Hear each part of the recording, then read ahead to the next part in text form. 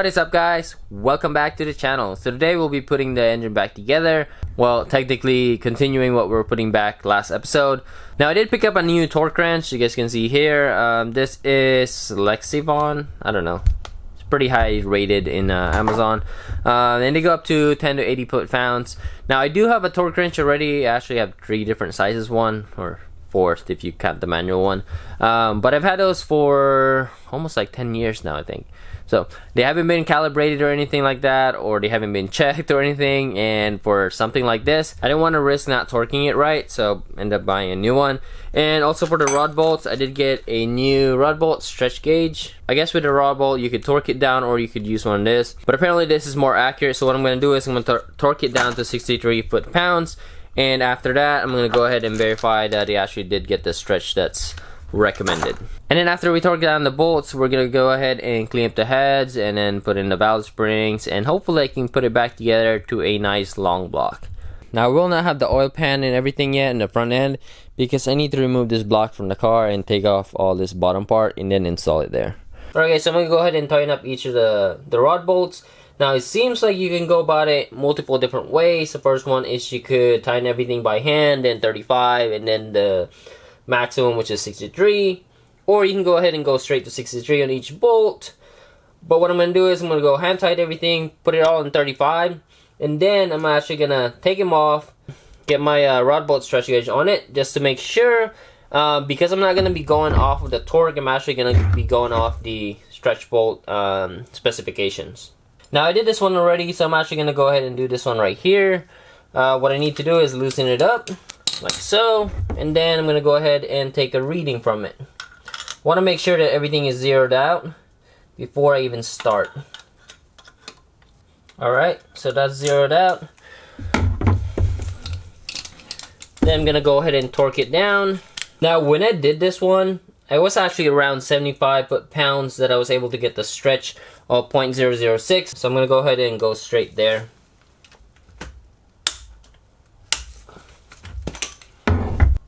Alright, so that's about 0.006. Now the target for this, based on the manufacturer, I have a target of 63 foot-pounds of torque. But again, what we're really more interested on is the bolt stretch, which is a target of 0.0059 to 0.0063. So I'm targeting 0.006, just kind of the median of that goal, or that target. And the rest of the steps is just repeating that whole thing all the way across. Alright, so this is now set to 35, and I could just use this to lock everything in place, and then I'll switch to the actual one when it's time. Alright, so apparently I forgot to hit the record on the camera, so I'm gonna do the explanation again. I'm gonna be replacing the valve springs here. This is the factory one with a dual valve springs. So you can see there, this is a BTR, and they come with a locator, valve stem seals, and of course your retainer, and lastly your keepers. Now I did end up buying another tool, valve spring tools, because I actually already made one of this, but it's not as good as this machined one, which was only like 35 bucks from Amazon, so it's pretty cheap. And let's go ahead and tighten this up. Take off the keepers. Come on. Take off the valve stem seals. Now get a socket that fits the valve stem seals like that. Just make sure it doesn't hit the rubber, hits the metal. Tap that in place. Sure things are lined up straight.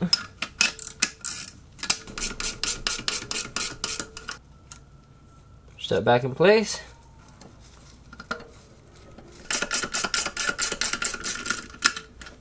And we are done with one, or two rather. Alright, so now it's time to clean the surface area here. It looks pretty clean now, so I don't need to scrub off anything. But what I want to do, however, oh, that is a little bit dirty there. So what I want to do is use some acetone here and just clean it right up. I was going to use a brake cleaner, but apparently I ran out of brake cleaner. So acetone should work just as well. Should. And we're just gonna go ahead and kind of clean this up. To me, it's actually pretty clean already as it is, but just just want to remove any possible residue. Yeah, it doesn't look like I'm taking off anything here really. So I'm gonna go ahead and switch it over to the other side. And start working on this. Now for this one's gonna be a little bit different. I'll be using a super clean to get it started.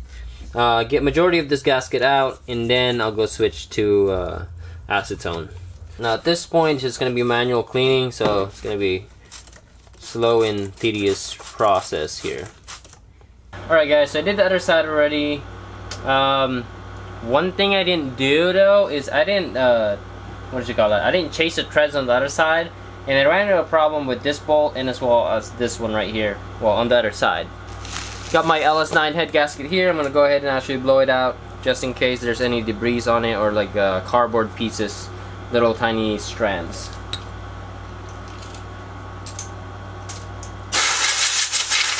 And the front is gonna be this side right here.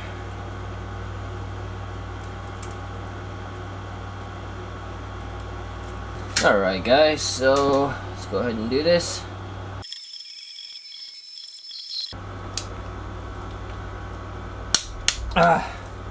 Whew. We are done. Okay, well technically I gotta do these little ones, but they're only like 28 foot-pounds, so these ones are easy. Alright, and hopefully I put this thing back together correctly. Otherwise, yeah, that's gonna suck. What the hey? What the hey? This thing's like, must have been the tape that was on there. Alright guys, so more stuff that I just realized. The first one is I should have gotten another torque wrench. I mean, I have one. I have like a 1/2 inch one right here. But this is really old. I think that was the very first torque wrench that I bought like back in maybe like 2006. Super old. I'm not sure if I would rely on that considering how old it is.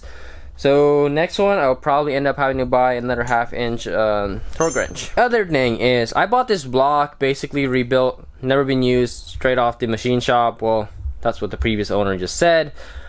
But I kind of just took his word for it, which already bit me twice. The first one is the ring gaps. That was incorrect. So should have taken a hint and should have just double checked everything.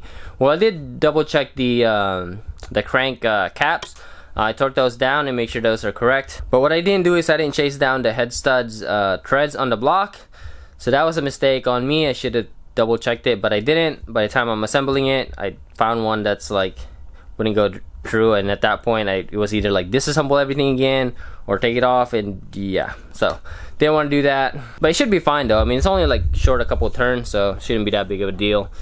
The next one is order some ARP grease. I think they're moly grease. I forgot what they're called. I think they are called moly grease. Yeah, I need to order some of those because I keep needing some. I use enough ARP studs, or I use enough ARP products that it's nice to have on the toolbox. Last one is, as I told you guys, like I scratched up the head a little bit. It's kind of minimal, but with boost it's kind of hard to say if it's gonna work or it's gonna be a problem. But we'll see. If I blow up the head gasket, it'll be on the driver's side, so take note of that. My prediction would be the driver's side, cylinder number 7.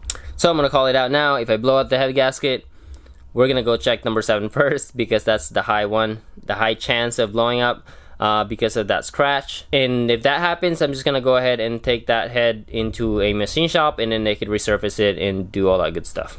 Hopefully the block and everything else is good. It should be good. I think.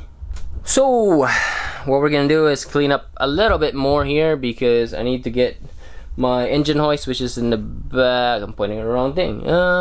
Behind the wheels right there. I'm gonna need to get the engine hoist so I can pull the engine block, and from there transfer everything else to the new block. Tap that. I need to re-tap that in the other block because that one doesn't come with it. I need to do that. Alright guys, so I'm gonna sneak this footage in this video, mainly because I'm pretty far behind on editing my footage, And as you guys can see, the car is already back together. So I already primed the engine, and then I actually already started the engine. I did an initial 2000 RPM rev just to see if everything is good, and then I also made sure that there's no leak. So this is gonna be the secondary heat cycle, and all I'm gonna do is I'm gonna rev it up to 2000 and hold it there for about a minute and then shut it back down. Now the engine break-in is probably one of the more, I want to say, controversial part, because you have two different groups, or actually more than one, but in general you have two groups that says take it easy, the other one that says just go wide open throttle. Now I did add a new valve spring, so I'm gonna heat cycle it just a few times.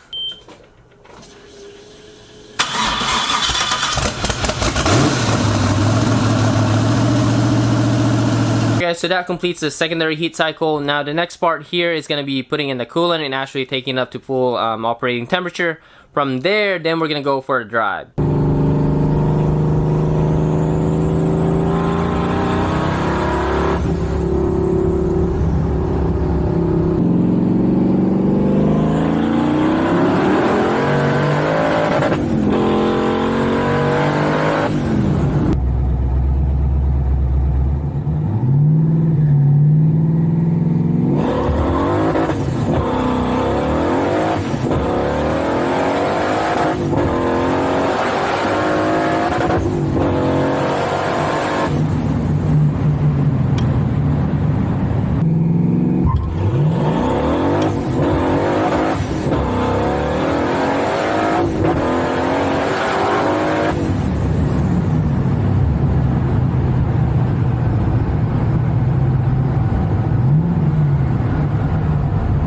Alright guys, so that last run, at least it stayed on the car, so I could use the belt again, but wow.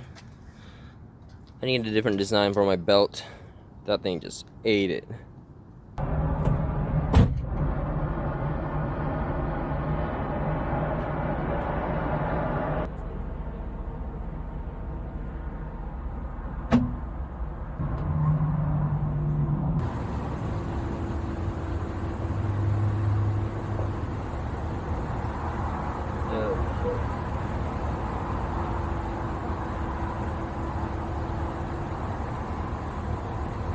I tried to put back the belt, but I realized that that piece right there broke. So now the belt is too long, which means I can't drive it like it is. Alright guys, so I had the bumper out. I'm gonna go check out the carnage. Now I did find my pulley. It is right here. Oh, actually, you know what? It's stuck. Okay.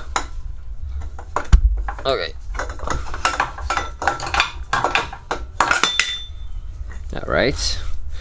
Yeah. Broke the weld. Actually, you know what? That's not even the weld. Broke the casting on it. Now, one thing I will say, it's probably because I cut it. So you guys can see right there, I trimmed it to actually make it fit. That probably lost some structure there. And this cut right here is probably what did it. Now, when I did feel it stop, I was thinking that my tensioner let go. Not really that, because that was pretty solid. At least I thought it was. But I guess not. Okay, now there is something else that happened, or at least I found out right after that run. I think I'm getting a lot of play on the turbos. Like this one has a little bit back and forth, and a little bit more up and down already. Same condition here. This one is a little bit worse, back and forth. Now this one, well, check this out.